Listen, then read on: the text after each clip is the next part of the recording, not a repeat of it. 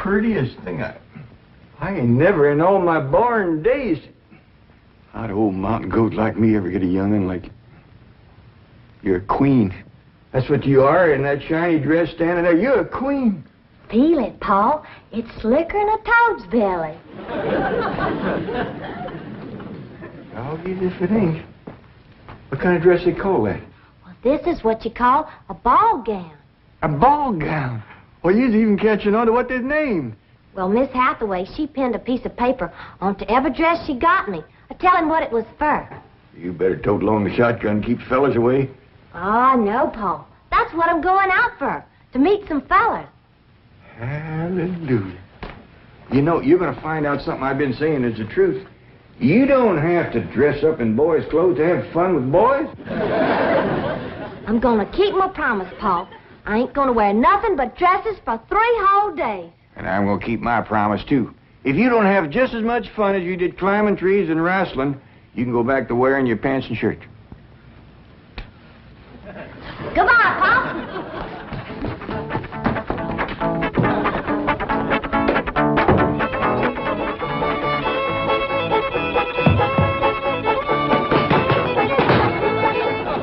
What you doing? Killing ants? Hey, this place ain't got no ants. I'll tell you something else it ain't got. That's me. I'm gonna pack up and go home. Now, wait a minute. Hold on there. This is home. Not to me it ain't. And for my part, they can give Beverly Hills back to the Indians. Or whoever else was fool enough to come here in the first place. Come on, let's go in here and sit down and we'll talk this whole thing over. You just got your back up because the police made us get rid of all our cows and pigs and chickens and stuff. Well, that didn't help none. But if they don't allow folks to have stock, why have they got that all-fired fancy stock pen down there? Well, Granny, it turned out that there was something called a tennis court. What in tarnation is a tennis? I don't know, but one of these days we'll get us a pair of them and go to raise them out there. Well, you go to raising them. I'm going back home, where I can get some good things in life, like hog jowls and possum shanks. Now, hold on, Granny. Jethro's out hunting possums right now. He won't find none. I've been all over these Beverly Hills, and I tell you it ain't easy. Climbing fences and walls and jumping over hedges to get around those cement ponds where there are a lot of half-naked women laying there smearing themselves with oil and yelling at you to get out, get out. I tell you, Jed, this place is full of the laziest, greasiest, unfriendliest mess of people I ever did lay my eyes on. Here's Jethro. Hi, boy. What'd you get? I got chased by a fellow with a club. Now, you hear that, Jed? It says Beverly Hillbillies picking on a little boy like Jethro. Come on, Jethro, load up the truck and let's head for home. Hold on. I think I know what's ailing you two. You're just plain old homesick. Well, I'm sick of this home, I can tell you that. Yeah, now, I got a surprise. I've been kind of saving. I reckon now's good times any to let the cat out of the bag. We need pigs and chickens, and he gets us a cat. Now, that ain't the surprise, Granny. The surprise is Pearl's coming out here. Ma's coming out here? Yeah, and she's bringing your sister Jethrine. Hot diggity dog. Yeah, I wrote her a letter. I said, Pearl, I says, why don't you come out here and bring Jethrine? We got lots of room and plenty to eat, and we sure is a hanker to see you. Oh, boy. I gotta get us some possum now, because if there's one thing Ma and Jethrine likes, it's grits and possum shanks. You don't look particular cheered up, Granny. Jed, you might fool that boy with a story like that, but not me. What do you mean? Since when can you write letters? Well, now, Granny, now, wait a minute. Wait a minute. Granny, I didn't write that letter by hand. Held the pencil twist your toes, did you? No, I wrote it by a new way. The banker's secretary showed me. It's called dictation. What's dictation? Oh, it's wonderful, Granny. You just talk and she writes it down. She sure must write fast. Yeah, with a bad hand, too. She got a bad hand? This one, she calls it her shorthand. I don't care how many letters you dictate, Jed. Pearl ain't a-coming out here. Leastwise, not right now. Well, sure she is, Granny. She's looking to find a husband for Jethrine. I'll tell you who Pearl is looking to get a husband for her. Pearl. And I think she's got her cap set for that oil man that bought your swamp. Mr. Brewster? Why, he lives clean over to Tulsa. Yeah, but pumping oil brings him over to your place. And I'll bet you pigs to polecats that when he shows up, Pearl ain't fur behind.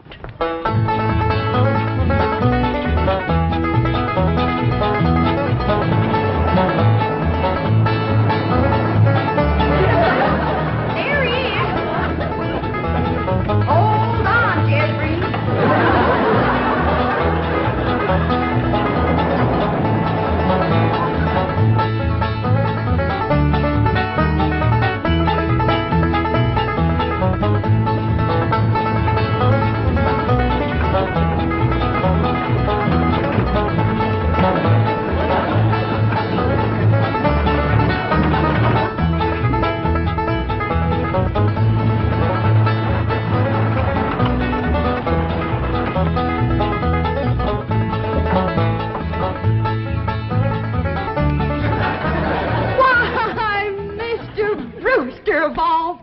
Fancy meeting you here. Small world, ain't it? Yes, it certainly is. Oh, this here's my daughter, Jethreen.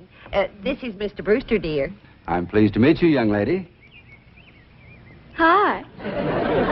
May I give you a hand, Mrs. Bodine? Oh, thank you. You stay in the buggy, dear.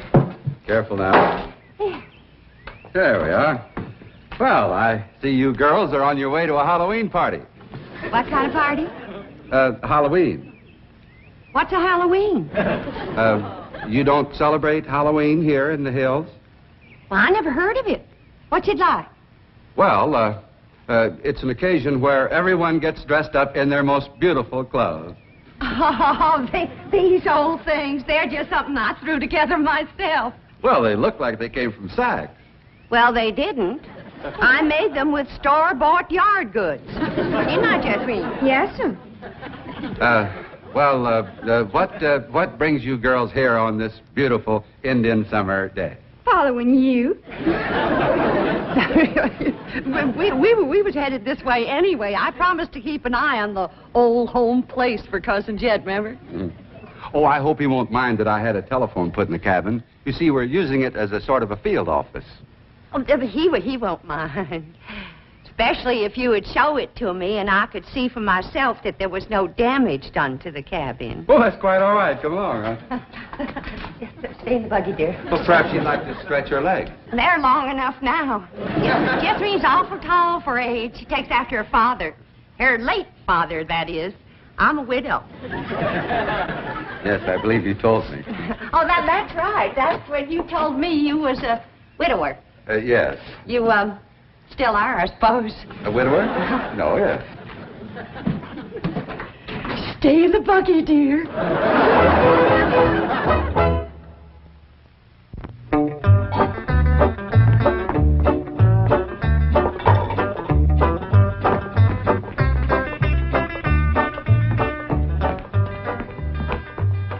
I'm going back where I should have stayed in the first place.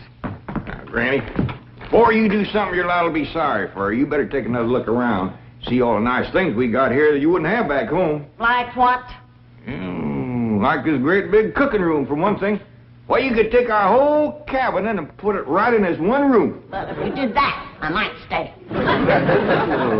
What about them big ice boxes? Ain't got nothing like them back home. Didn't need 'em. Got nippy in the fall like the good Lord intended it to. This crazy California stays warm all year round. Well, that's awful good for growing things. Look at that fruit there. Did you ever in your whole born days ever see anything as pretty as that fruit? Don't spoil neither. Don't taste neither. Oh, now. Jethro ate a whole bunch of them grapes. 2 apples, a pear, and a whole handful of strawberries. And he said there wasn't one bit of juice in the whole kit and caboodle of them. He said it was dry as wax.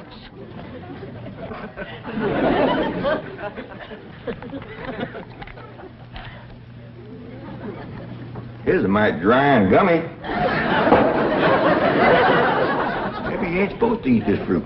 That's the trouble with this miserable place. You ain't supposed to do nothing. You ain't supposed to have cows or pigs or chickens. You ain't supposed to fire up the still and make a little moonshine whiskey. Answer me, what can you do in this Beverly Hills? Well, you can do lots of things, Granny. Things you couldn't do back home. Name one. Well, you can call up your friends on the telephone. No, you can't. Why not? Because we ain't got no friends, that's why not. There ain't been one neighbor come a-calling on us since we moved in here. Oh, so that's what's ailing you. Nobody's been coming to call. Well, now you got to remember what Pearl said. This here is Beverly Hills, where the movie stars live. What's that got to do with it? What's that got to do with being friendly?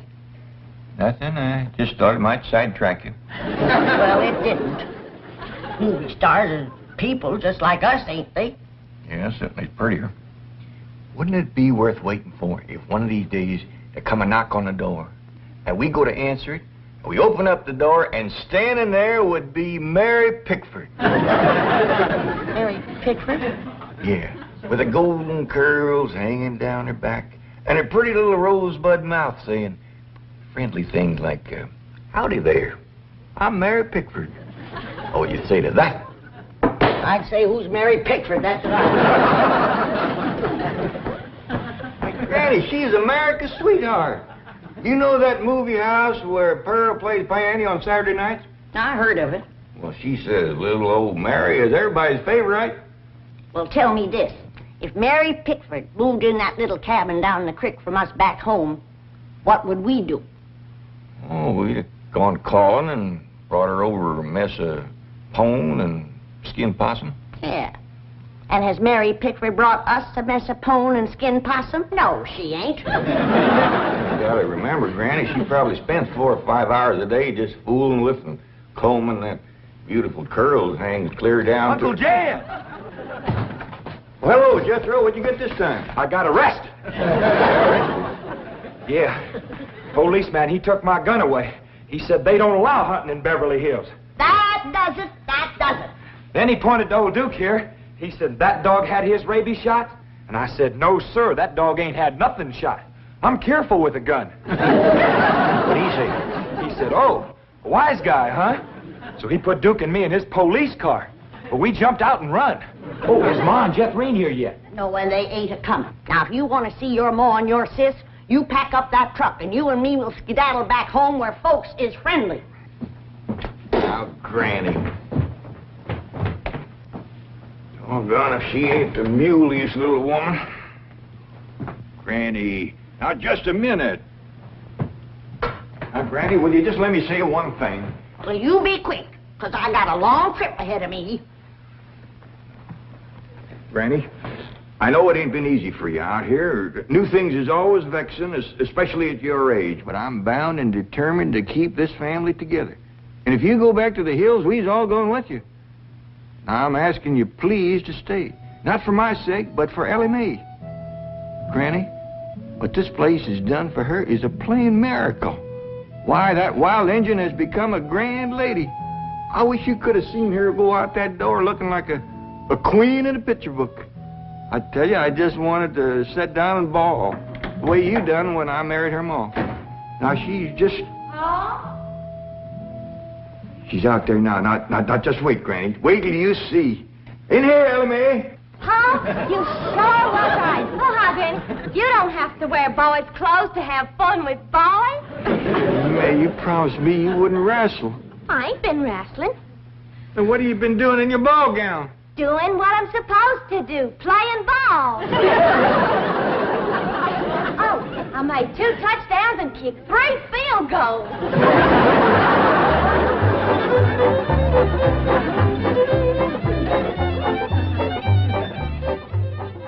Well, your cousin certainly seems anxious for you to come to Beverly Hills, Mrs. Bodine. Will you? Mrs. Bodine? Yeah. Will you? Yeah. Will I what? Go to Beverly Hills to visit your cousin, Mr. Clampett. Oh, well, not right now. I'm awful busy. You see, I do fancy sewing and hat making and give beauty courses and personality building and music lessons. Then on Saturday, I play the piano over the movie show to Oxford. And then, of course, there are my young ones, Jethro and Jethrín. Of course, they're no trouble. Jethro's in California, and Jethrín, she's fixing to get married. Well, congratulations. When's the wedding? Soon as she finds a fella. Well, you certainly are a busy woman, Mrs. Bodine. Yeah. As Cousin Jed used to say, Pearlie, the The fella that gets you sure don't have to worry about supporting you. This is the phone I was telling you about. It's called a field telephone. Now, with this, I can communicate directly with the men working at the drilling site.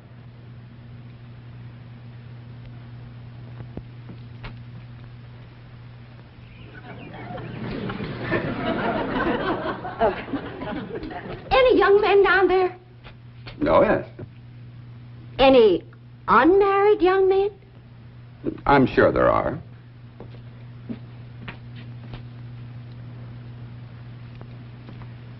Any tall unmarried young men? Well, they're probably all sizes. Yeah.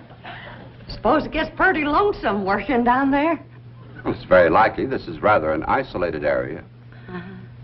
Any specially tall, specially lonesome, unmarried young ones? I don't think I can call any by name, no. Uh-huh.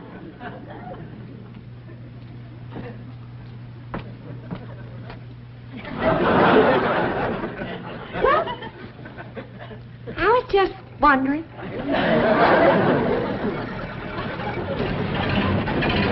Excuse me, ma'am. Could you tell me where the oil drillers are working today? Well, now. What have we here? Rebecca of Sunnybrook Farm, and pretty, too. You know what, honey? I got something here just for you. A genuine French garter imported all the way from Paris, France. They usually sell for 50 cents, but, honey, you can have it for a quarter. Listen, honey, I'm going to be around a couple of days. You busy Saturday night? Well, you are now. And there's a dance over in Hooterville. Ooh-wee! I bet you're an armful of mama. I mean it, honey. I like big girls. You just do things to me. You carry me away. All right. Hey, what's going on here?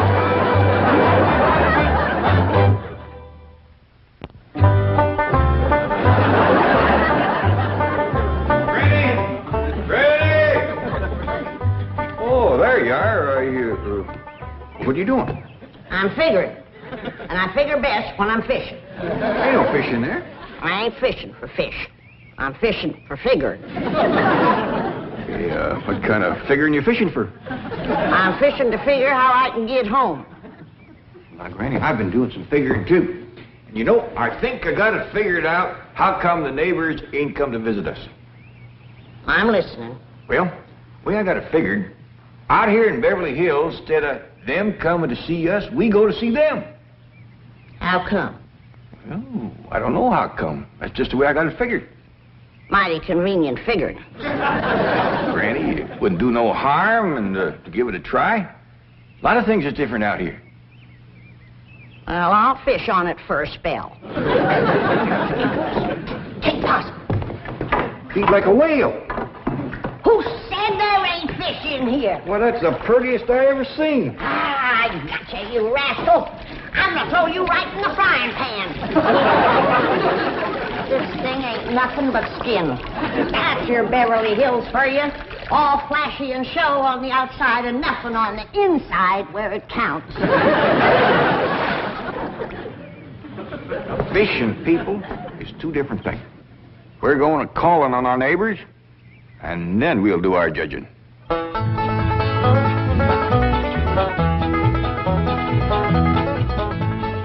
Well, let's see now. Which neighbor shall we call on first? Mr. Drysdale's off in Boston with his missus, so let's go this way. If you ask me, let's go back that way. Now, Granny, you promise. Come on, everybody, let's go. You reckon they'll give us a mess of pone or something, Pa? Or maybe some salted down possum. Probably so lie on us.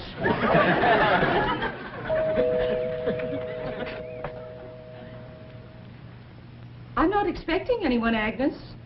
Oh, it's probably just some children playing trick-or-treat, ma'am. Hi, ma'am. We's the Clampetts. You got something for us? Yes, sir. Aren't you rather big for this? Yes, ma'am, we are. In fact, I don't see how anybody gets through that little door. Just a minute. Come in. Come in and set a spell, as you folks say up in the hill. Well, we, thank you. We got a lot of calls to make. But, this here is Granny. Howdy. Hello? I'm my daughter, Ellie. Oh. My nephew, Jethro. Jethro. And I'm Jed. Hello, Jed. I'm Agnes. Just call me Aggie. Mighty nice place you got here, Aggie. Oh, shucks, 'tain't nothing but a heap of bricks, but we call it home. Well, sure is nice to meet up with you. Oh, now wait just a minute. I got something for you. Wait a second. Here you go, Granny, and Ellie, that's for you, and Jethro, for you and Jed. There. Yeah, thank you. That's mighty neighborly of you. And you must come and see us sometime. Yeah, we'll go hunting together. Hey, Aggie, you like to play football? Love it. Well, there's a whole bunch of fellas that plays in the pasture down the way a piece. And they'd like it just fine if I could bring some more girls along. I don't think... Please, can we go out now? Not yet, children. Not till it gets dark.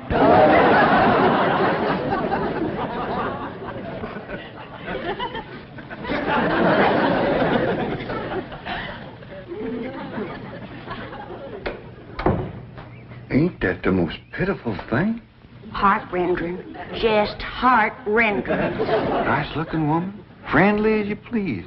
But them young'uns is the homeliest I ever see. Wonder she didn't want to come a-calling on us. Yeah.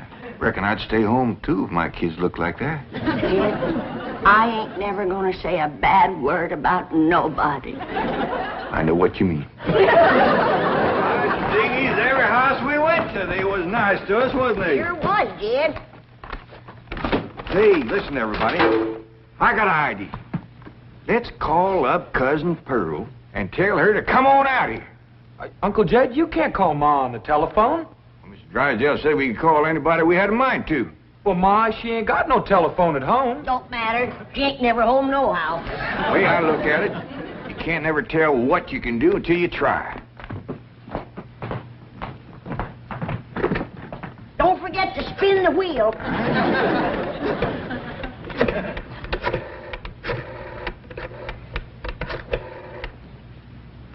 Howdy, ma'am. I want to talk to Pearl Bodine back in Oxford. That's right, operator. J.D. Clampett in Beverly Hills. Oh, Jed's sure gonna be surprised to hear me talking at him on this thing. Oh, they're ready to make the connection. Oh! Jed! Is that you, Jed? You betcha it is. Hello, Pearl, you old rascal. What you doing down there? Huh, there ain't Pearl. This here's Ellie. Jethro talk in a minute, but first I want to say something. You gotta come out here to Beverly Hills and bring Jethrine. If she can't get a husband out here, there ain't no hope. You ain't never seen so many homely young'uns in all your born days.